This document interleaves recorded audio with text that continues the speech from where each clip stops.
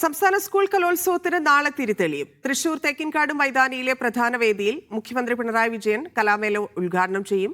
സ്വർണ്ണക്കപ്പ് കലോത്സവ നഗരിയിൽ എത്തിയതോടെ ആവേശം വാനോളമാണ്.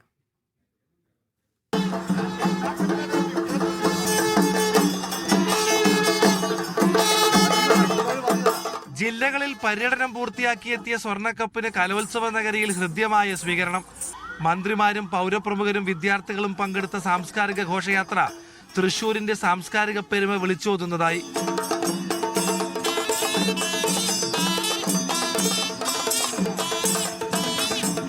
അതിഗംഭീരമായിരിക്കുന്നു. തൃശ്ശൂരുകാർ ഒരുങ്ങുന്നതിന് ഒട്ടും മോശക്കാരല്ലല്ലോ. അപ്പോൾ അത് ഗംഭീരമായി ഒരുക്കിയിട്ടുണ്ട്. പിന്നെ 5 ദിവസം തൃശ്ശൂരിൽ എത്തിച്ചേരുന്ന മുഴുവൻ പേരെയും മനസ്സ് തുറന്ന് സ്വീകരിച്ച് എല്ലാ അർത്ഥത്തിലും പരിപാടികൾ കാണാനുള്ള സൗകര്യം തൃശ്ശൂരിലുണ്ടാകും. രാവിലെ 10 മണിയോടുകൂടി തന്നെ രജിസ്ട്രേഷൻ തുടങ്ങിയിരുന്നു.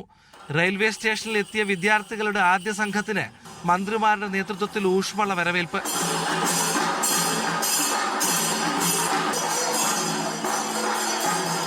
ഊട്ടുപുരയിൽ പാല് കാച്ചൽ. ഇത്തവണയും ഒരുപാട് സ്പെഷ്യൽ വിഭവങ്ങളുണ്ടെന്ന് പഴയടം മോഹനൻ നമ്പൂതിരി. നാളെ ദോശ കൊടുക്കുന്നതിനോടൊപ്പം ഞങ്ങളൊരു മില്ലറ്റ് നവധാന്യ ദോശ, അതൊരു കൊങ്ങിണി വിഭവം കൂടിയാണ് ഉൾപ്പെടുത്തിയിട്ടുണ്ട്. വളരെ പ്രോട്ടീൻ എൻറിച്ച്ഡ് ആയിട്ടുള്ളൊരു വിഭവമാണത്. അതുപോലെ ഉച്ചയ്ക്ക് ചക്കപ്പഴം കൊണ്ടുള്ളൊരു പായസം നമ്മളത് ഉൾപ്പെടുത്തിയിട്ടുണ്ട്. നാളെ പൊതുവിദ്യാഭ്യാസ ഡയറക്ടർ പതാക ഉയർത്തുന്നതോടെയാണ് കലോത്സവത്തിന് തുടക്കമാവുക. കേന്ദ്രമന്ത്രി സുരേഷ് ഗോപി, വിദ്യാഭ്യാസ മന്ത്രി വി ശിവൻകുട്ടി, മന്ത്രിമാരായ കെ രാജൻ, ആർ ബിന്ദു തുടങ്ങിയവർ പങ്കെടുക്കും.